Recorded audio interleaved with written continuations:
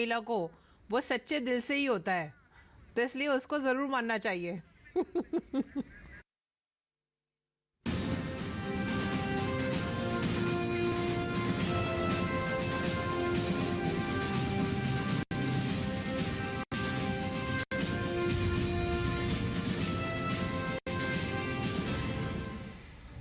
नमस्कार, किसान समाचार में आप सभी का स्वागत है। सबसे पहले मुख्य समाचार। जमाखोरी रोकने के लिए केंद्र सरकार ने गेहूं पर स्टॉक सीमा लगाने का लिया निर्णय। स्टॉक सीमा सभी राज्यों और केंद्र शासित प्रदेशों में लागू। 31 मार्च 2025 तक लागू रहेगी सीमा। थोक विक्रेताओं के लिए 3000 मीट्रिक टन होगी स्टॉक सीमा।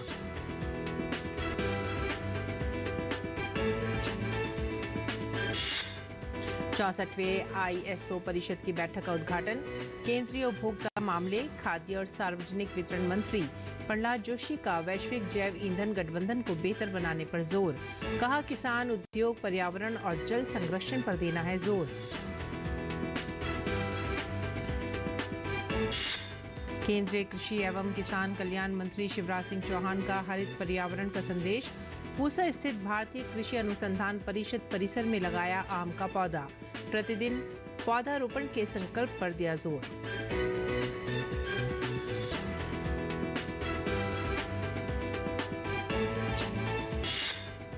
दिल्ली समेत उत्तर भारत के कई राज्यों में बारिश और मानसून के कारण गर्मी से मिली राहत।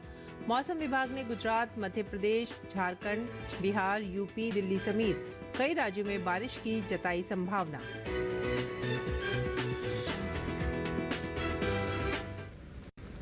खबरें विस्तार से। जमाखोरी रोकने के लिए केंद्र सरकार ने गेहूं पर स्टॉक सीमा लगाने का निर्णय लिया है। स्टॉक सीमा सभी राज्यों और केंद्र शासित प्रदेशों के व्यापारियों, थोक विक्रेताओं, खुदरा विक्रेताओं, बड़ी श्रृंखला के खुदरा विक्रेताओं और प्रोसेसर्स पर भी लागू होगी। ये सीमा 31 मार्च 2025 तक लागू रहेगी। सरकार की ओर से तय की गई लिमिट के तहत थोक विक्रेताओं के लिए स्टॉक सीमा 3000 मीट्रिक टन होगी, जबकि प्रोसेसिंग के लिए ये प्रसंस्करण क्षमता का 70% होगी। बड़ी श्रृंखला वाले खुदरा विक्रेताओं के लिए ये सीमा 10 मीट्रिक टन प्रति बिक्री केंद्र की होगी, जिसकी कुल सीमा 3000 मीट्रिक टन से ज्यादा नहीं होनी चाहिए। एकल खुदरा विक्रेताओं के लिए ये सीमा 10 मीट्रिक टन की होगी।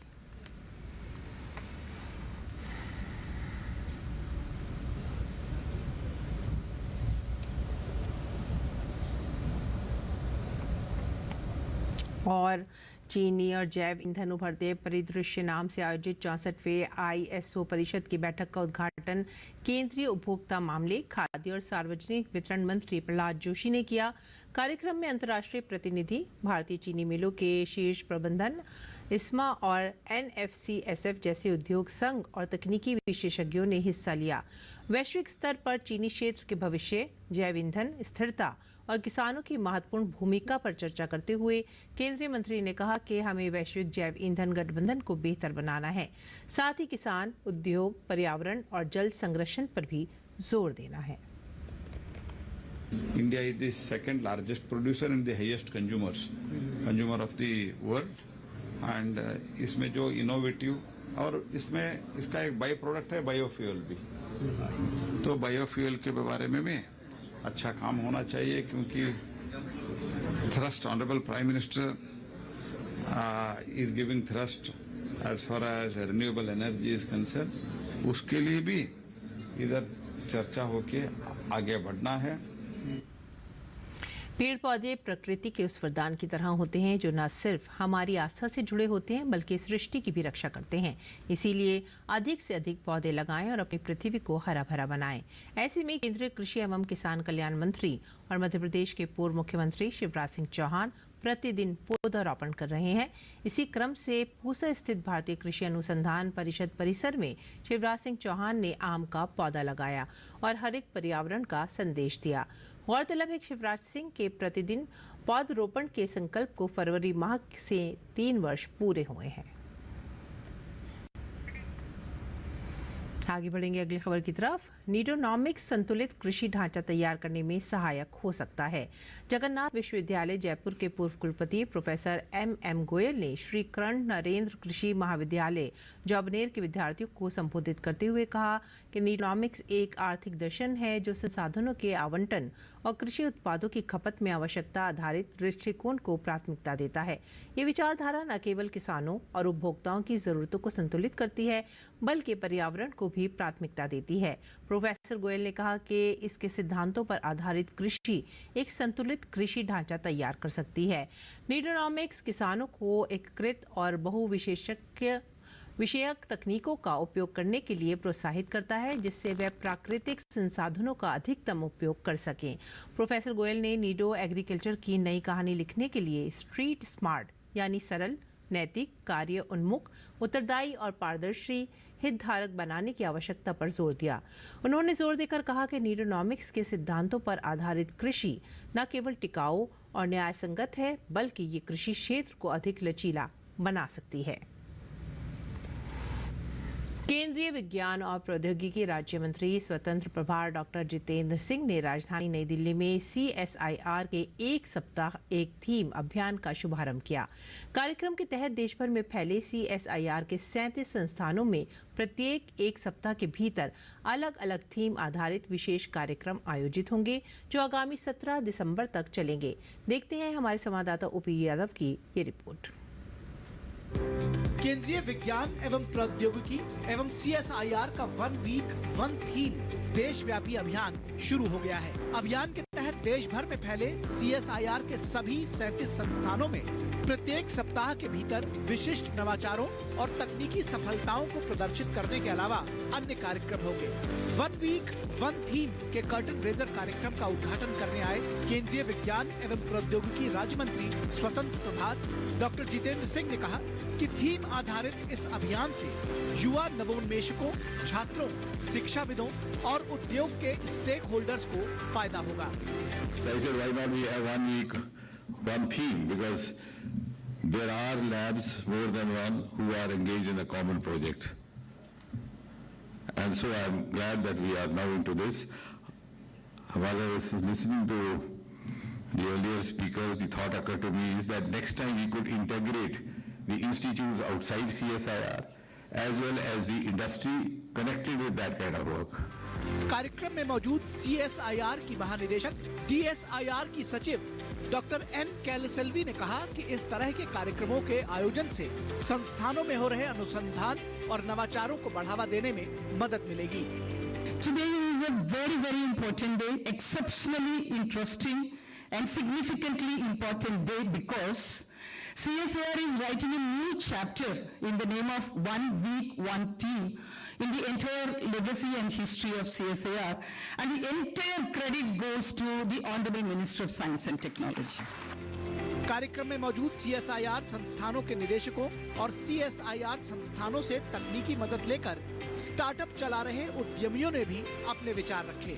हमारा कार्यक्रम जो है अक्टूबर में रहेगा, 21 को शुरू होगा और 26 को ख़त्म होगा और इसमें इस टीम में CFTRI Agri Nutri Biotech team के अंदर काम कर रहा है और हमारा खास कर मिलेट्स मिशन एक चल रहा है। In CSIR NIST Trivandrum, we developed the vegan leather, artificial leather from the plant-based. Today we have the technology transfer for that and bioresins coating on the paper. Apart from that, CSIR NIST has developed the biomedical waste, whatever generated the hospital blood, body part and all, can be converted as the other alternative like soil additives like that. Electric tractors अभी हम लोगों ने CSIR के under में जो है दुर्गापुर से उनसे हमने टेक्नोलॉजी ट्रांसफ़र लिया है। अभी जो आज की किसानों की डिमांड है या जो ज़रूरत है वो पूरा फुलफिल करता है। ये ट्रैक्टर जो है कॉम्पैक्ट ट्रैक्टर है जो इंटर कल्टीवेशन और सेकेंडरी जितने भी फार्मिंग के इक्विपमेंट्स है उसमें ये यूज़फुल है। CSIR ने एक अच्छा टेक्नोलॉजी डेवलप किया है जिससे जो पराली है उनसे एक बोर्ड बन जाते हैं और हमारा ये पर्यावरण में तो लाभदायक है ही है, लेकिन व्यावसायिक रूप से भी लाभदायक है। और छोटे उद्यमी जिसको MSME बोलते हैं उसके अंतर्गत हम लोग भी इसका उत्पादन अभी करने जा रहे हैं। गौरतलब है कि CSIR का एक सप्ताह एक थीम कार्यक्रम 24 जून से आगामी 17 दिसंबर तक चलेगा। इस दौरान CSIR के सभी 37 संस्थानों द्वारा ऊर्जा और ऊर्जा उपकरण, रसायन और पेट्रो रसायन, वायुयान इंजीनियरिंग, इलेक्ट्रॉनिक्स और उपकरण और रणनीतिक क्षेत्र, सिविल अवसंरचना और इंजीनियरिंग, कृषि पोषण और जैव प्रौद्योगिकी, स्वास्थ्य देखभाल, खनन, खनिज धातु और सामग्री के अलावा पारिस्थितिकी, पर्यावरण, पृथ्वी और महासागर विज्ञान और जल जैसे विभिन्न विषयों को लेकर अलग अलग सप्ताहों में थीम आधारित विशेष कार्यक्रम आयोजित होंगे। देश में वैज्ञानिक और औद्योगिक अनुसंधान के लिए CSIR का नाम न केवल भारत बल्कि पूरी दुनिया में विख्यात है। संस्थान द्वारा 1 वीक 1 थीम के तहत कई तरह के कार्यक्रम चलाए जा रहे हैं। इन कार्यक्रमों के जरिए एक जहाँ संस्थानों में नवाचारों को बढ़ावा मिलेगा, वहीं संस्थानों के आपस में समन्वय बनने से शोध और अनुसंधान में गति भी आएगी। मेरे से की कैमरामैन महेश और राजकुमार के साथ मोपी यादव, DD न्यूज, दिल्ली। और आइए बात करते हैं मौसम की। मौसम विभाग के अनुसार अगले 3 से 4 दिन के दौरान गुजरात, मध्य प्रदेश, उत्तर प्रदेश और उत्तराखंड के कुछ और क्षेत्रों में दक्षिण पश्चिम मानसून के आगे बढ़ने के लिए परिस्थितियां अनुकूल हैं। इस दौरान मानसून छत्तीसगढ़, पश्चिम बंगाल, झारखंड और बिहार के शेष हिस्सों में आगे बढ़ सकता है। मौसम वैज्ञानिकों ने अगले 5 दिनों में पश्चिमी तट पर तेज से बहुत तेज बारिश का अनुमान जताया है। वहीं दिल्ली समेत उत्तर भारत के कई राज्यों में बारिश और मानसून के कारण गर्मी से राहत मिली है। मौसम विभाग ने गुजरात, मध्य प्रदेश, झारखंड, बिहार, यूपी, दिल्ली समेत कई राज्यों में आज भी बारिश की संभावना जताई है। आज विश्व विटिलिगो दिवस है। विटिलिगो त्वचा की एक समस्या है जिसके विषय में जागरूकता की आवश्यकता है। त्वचा पर सफेद दाग आ जाते हैं तो चिंता हो जाती है और उसे दूर करने के लिए कई तरह के विकल्प अपनाए जाते हैं, लेकिन विटिलिगो के मामले में विशेषज्ञों को दिखाना क्यों जरूरी है, आइए समझते हैं। विटिलिगो यानी त्वचा पर सफेद दाग की समस्या। इस बीमारी में शरीर के कई हिस्सों में सफेद दाग बन जाते हैं। ये शरीर के किसी भी भाग में हो सकते हैं। इस रोग को लेकर लोगों के मन में डर और कई भ्रांतियां हैं। दरअसल हमारे शरीर में मेलेनोसाइट्स नामक कोशिकाएं होती हैं जो त्वचा को प्राकृतिक रंग प्रदान करती हैं। लेकिन जब किसी कारण से ये कोशिकाएं नष्ट होने लगती हैं तो अपना काम ठीक से नहीं कर पाती और त्वचा का रंग बदलने लगता है। विटिलिगो बहुत ही कॉमन बीमारी है जिसमें सफ़ेद दाग स्किन पे होने लगते हैं। कई बार बाल सफ़ेद होने लगते हैं स्किन के और सर के, पलकों के, भौहों के। मेलानोसाइट नाम का एक सेल होता है जिसका काम होता है रंग बनाना। उसके अगेंस्ट इम्यून सिस्टम काम करने लगता है और इस वजह से रंग स्किन का, बाल का जाने लगता है। इसके कोई ख़ास ऐसे रिस्क फैक्टर्स नहीं होते जिसको आप प्रिवेंट कर सकें, जिसको आप बदल सकें। थोड़ा सा जेनेटिक कंपोनेंट होता है, कुछ एनवायरमेंटल फैक्टर्स होते हैं। कई बार मरीज़ हमसे पूछते हैं कि हमने सफ़ेद रंग की चीज़ें खा ली, हमने दूध पी लिया, उसके साथ मछली खा ली, हमने अंडे खा लिए। ऐसा बिल्कुल नहीं होता कि सफ़ेद रंग के खाने के पदार्थ खाने से सफ़ेद दाग बनने लग जाएं।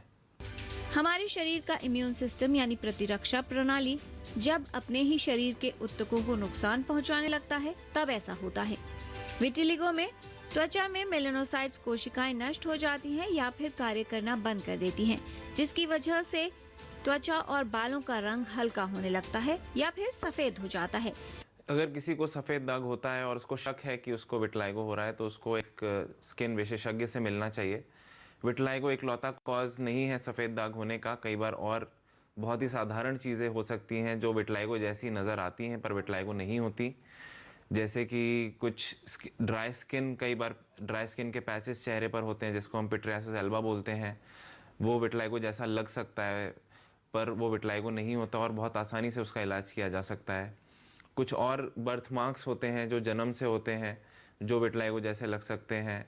कुछ जेनेटिक डिजीज़ेज़ होती हैं जिसमें सफ़ेद दाग बनने लगते हैं स्किन पर और वो भी विटिलिगो जैसे लग सकते हैं। तो हर सफ़ेद दाग विटिलिगो नहीं होता। हर सफ़ेद दाग को विटिलिगो की तरह ट्रीट करने की ज़रूरत नहीं होती। विटिलिगो के शुरुआती लक्षणों में त्वचा का रंग फीका पड़ जाना या सफेद होना, त्वचा पर जगह जगह सफेद दाग, हाथ, पैर, चेहरे या होंठ पर सफेद दाग, समय से पहले बालों का सफेद हो जाना, दाढ़ी और भौहों का रंग उड़ जाना, और आंख में रेटिना की परत का रंग फीका पड़ जाना शामिल है। इलाज के बहुत सारे ऑप्शंस विटलाइगो के लिए, और ये इस चीज़ पर निर्भर करता है कि मरीज को किस तरीके का विटलाइगो है, विटलाइगो रुका हुआ है या फैल रहा है, और कितने हिस्से पर विटलाइगो है। तो जनरली सबसे पहले मेडिकल ट्रीटमेंट ट्राई करा जाता है, और दोनों ऑप्शंस अवेलेबल होते हैं। क्रीम्स भी हैं इसके लिए और खाने की मेडिसिन्स भी हैं।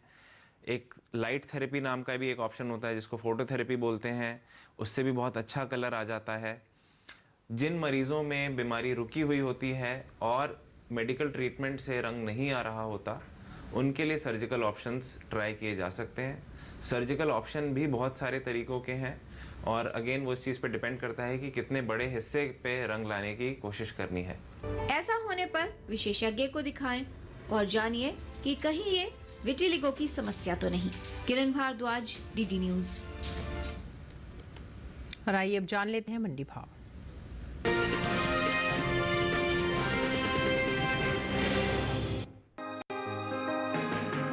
कृषि मंत्रालय की ओर से साल 2023-24 के लिए प्रमुख खरीफ और रबी मौसम फसलों की पैदावार के दूसरे अग्रिम अनुमान को जारी किया गया है। इसके मुताबिक पिछले कृषि वर्ष से जायद के मौसम को रबी मौसम से अलग कर दिया गया है, और इसलिए इस साल क्षेत्र उत्पादन और उपज के दूसरे अग्रिम अनुमान में सिर्फ 2 ही मौसम को शामिल किया गया है, जो हैं खरीफ और रबी मौसम। रबी गेहूं की पैदावार को देखें तो साल 2023-24 के दौरान रबी गेहूं की उपज 1120.19 लाख टन अनुमानित है, जो पिछले साल के 1105.54 लाख टन उत्पादन की तुलना में 14.65 लाख टन अधिक है। फिलहाल मंडियों में गेहूं की आवक सामान्य है। हाजिर भाव की बात करें तो एगमार्केट के मुताबिक देश की अलग अलग मंडियों में गेहूं के भाव कुछ इस प्रकार रहे। गुजरात की राजकोट मंडी में 22 जून को गेहूं का भाव रहा 2,630 रुपए। 24 जून को इसके सौदे 25 रुपए नीचे आकर 2,605 रुपए पर हुए। वहीं मध्य प्रदेश की इंदौर मंडी में इस दौरान गेहूं के भाव में बढ़त देखने को मिली। 22 जून को यहां गेहूं का भाव था 2,305 रुपए। 24 जून को इसका भाव 176 रुपए उछलकर 2,481 रुपए हो गया। राजस्थान की कोटा मंडी में शनिवार को गेहूं 2,500 रुपए पर बिका। सोमवार को इसके सौदों में 50 रुपए की तेजी आई और भाव 2,550 रुपए पर जा पहुंचा। जबकि उत्तर प्रदेश की रायबरेली मंडी में गेहूं के भाव नीचे आए। 22 जून को यहां गेहूं का भाव था 2,365 रुपए। 24 जून को इसका भाव 5 रुपए नरम होकर 2,360 रुपए पर आ गया। वहीं उत्तर प्रदेश की दूसरी मंडियों में सोमवार को गेहूं के भाव कुछ इस प्रकार रहे। फर्रुखाबाद मंडी में गेहूं का भाव रहा 2,410 रुपए। पीलीभीत मंडी में गेहूं 2,360 रुपए पर बिका और रामपुर मंडी में गेहूं के सौदे 2,400 रुपए पर हुए। जाहिर है कि इन दिनों मंडियों में गेहूं के भाव में उतार चढ़ाव देखने को मिल रहा है। हालांकि अगर इस साल के अनुमान के मुताबिक गेहूं की पैदावार में बढ़त होती है तो इसका असर भाव पर देखने को मिल सकता है।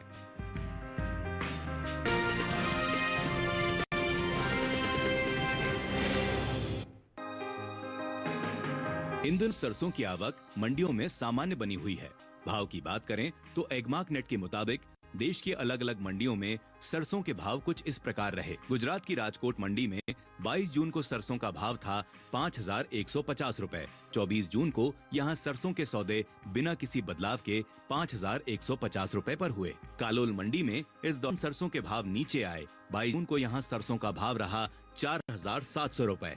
24 जून को इसके सौदों में 80 रुपए की नरमी देखने को मिली और भाव 4,620 रुपए हो गया। राजस्थान की कोटा मंडी में शनिवार को सरसों 5,450 रुपए पर बिकी। सोमवार को इसके भाव में 50 रुपए का उठाव आया और भाव 5,500 रुपए पर जा पहुंचा। सूरतगढ़ मंडी में 22 जून को सरसों का भाव था 5,280 रुपए। 24 जून को इसका भाव 75 रुपए चढ़कर 5,355 रुपए हो गया। वहीं उत्तर प्रदेश और पश्चिम बंगाल की मंडियों में सोमवार को सरसों के भाव कुछ इस प्रकार रहे। उत्तर प्रदेश की जौनपुर मंडी में सरसों का भाव रहा 5,560 रुपए। सुल्तानपुर मंडी में सरसों 5,435 रुपए पर बिका।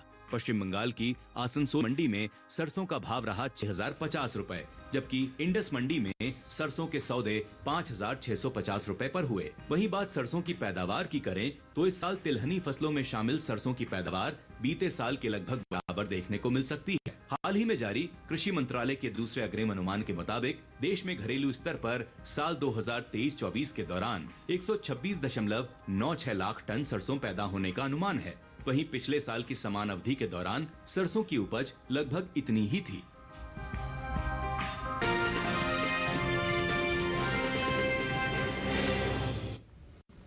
और आइए बात करेंगे मौसमी खेती की। किसान इस मौसम में कैसे रखें अपनी खेती का ख्याल, देखते हैं।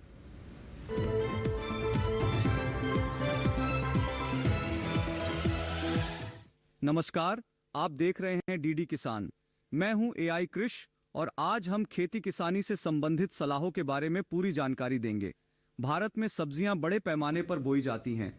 ये समय बहुत सी सब्जियों की बुवाई का चल रहा है।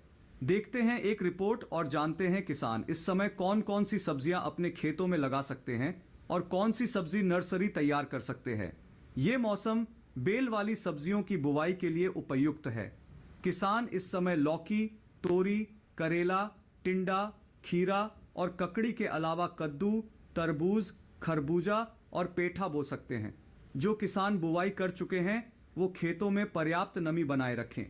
अगर नमी कम रह गई तो पुष्पन और परागण दोनों पर बुरा असर पड़ेगा। कई बेल वाली सब्जियों की इस समय तुड़ाई भी हो रही है। किसान गर्मी से फसल को बचाने के लिए तुड़ाई का काम सुबह या शाम के समय करें और तोड़ी गई फसल को छायादार जगह पर रखें। फूल गोभी की अगेती फसल के लिए अच्छे जल निकास वाली बलुई दोमट मिट्टी अच्छी मानी जाती है। इसकी पौध तैयार करने के लिए 2.5 मीटर लंबी और 1 मीटर चौड़ी क्यारियां बनाएं। इस तरह की 7 क्यारियों में 200 ग्राम बीज लगेंगे। क्यारियां 15 सेंटीमीटर ऊंची रहनी चाहिए ताकि पौध को जल भराव से बचाया जा सके। मिट्टी की ऊपरी सतह में गोबर की खाद मिलाना न भूलें। इस समय बैंगन की बुवाई भी की जा सकती है। इसके लिए बरसाती मौसम और समशीतोष्ण जलवायु की जरूरत होती है। उचित जल निकास वाली सभी तरह की मिट्टियों में इसे लगाया जा सकता है, लेकिन दोमट मिट्टी सबसे बेहतर है। अभी भिंडी की बुवाई का भी समय चल रहा है। इसे करीब करीब हर तरह की मिट्टी में उगाया जा सकता है। अधिक उत्पादन के लिए दोमट मिट्टी सबसे अच्छी मानी जाती है। कई जगहों पर भिंडी की तुड़ाई भी हो रही है। तापमान चूंकि ज्यादा है इसलिए सिंचाई का खास ख्याल रखना जरूरी है। मिर्च की खेती मैदानी इलाकों में बारिश के दौरान की जाती है, यानी खरीफ बुवाई का सही समय जून-जुलाई है। जिन किसानों की पौध तैयार है वो अब इसकी रोपाई कर सकते हैं। इसी तरह कृषि और किसानों से जुड़ी हर महत्वपूर्ण जानकारी के लिए हमारे साथ जुड़े रहिए और देखते रहिए डीडी किसान। धन्यवाद।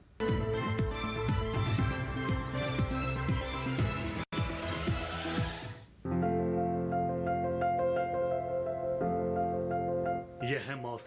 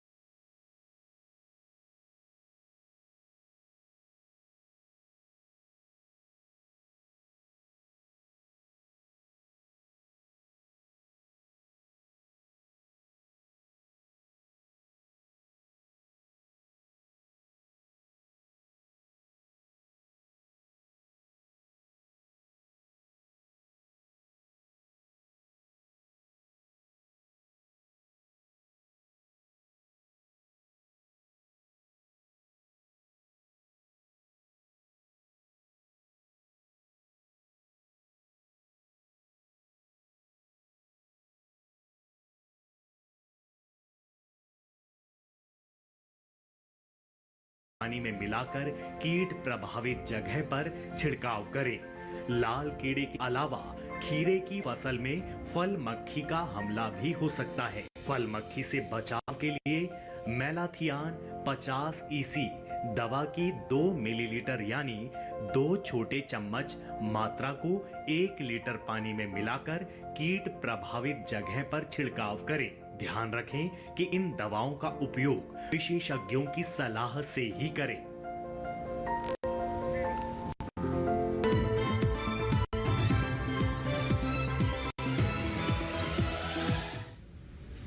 और अब कुछ और खबरें। खास खबर में 18वीं लोकसभा के अध्यक्ष पद को लेकर सत्ता पक्ष और विपक्ष के बीच नहीं बन पाई सहमति। स्पीकर पद के लिए एनडीए उम्मीदवार ओम बिरला ने दाखिल किया नामांकन। वहीं विपक्ष ने के सुरेश को लोकसभा अध्यक्ष पद के लिए अपना उम्मीदवार बनाया। के सुरेश ने भी दाखिल किया अपना नामांकन।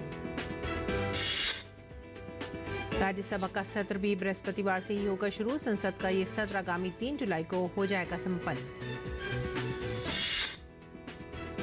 महाराष्ट्र विधान परिषद की 11 सीटों पर चुनाव के लिए आज से नामांकन की प्रक्रिया शुरू हुई। आज से लेकर 2 जुलाई तक उम्मीदवार कर सकते हैं नामांकन। देश में आपातकाल लगाए जाने के आज 50 साल पूरे हो गए। साल 1975 में आज ही के दिन तत्कालीन इंदिरा गांधी सरकार ने नागरिकों के मौलिक अधिकारों को भी समाप्त करते हुए पूरे देश में आपातकाल लागू कर दिया था।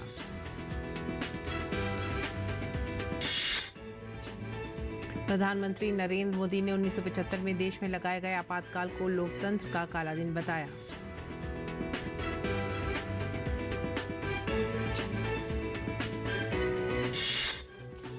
आम आदमी पार्टी ने दिल्ली सरकार में जल मंत्री आतिशी के अनिश्चितकालीन अनशन को खत्म करने का ऐलान किया। आतिशी पिछले कई दिनों से अनिश्चितकालीन अनशन पर थीं। बीती 21 जून से अनिश्चितकालीन भूख हड़ताल पर बैठी दिल्ली की जल मंत्री आतिशी की तबीयत बिगड़ गई थी।